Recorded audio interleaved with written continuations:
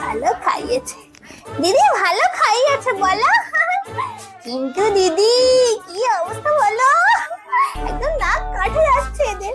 6 মাস বিয়ে হলো, এদিকে 6 মাস পর হঠাৎ করে 9 মাসের সাদে সবাইকে নেমন্তন্ন করলো।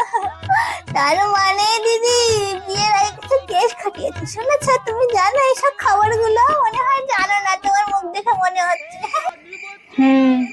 আজকালকার ছেলে মেয়েদের মতি গতি বোঝা যায় না। বলো তুই দিদার সঙ্গে গল্প করছিস, ছেলে হবে না মেয়ে হবে?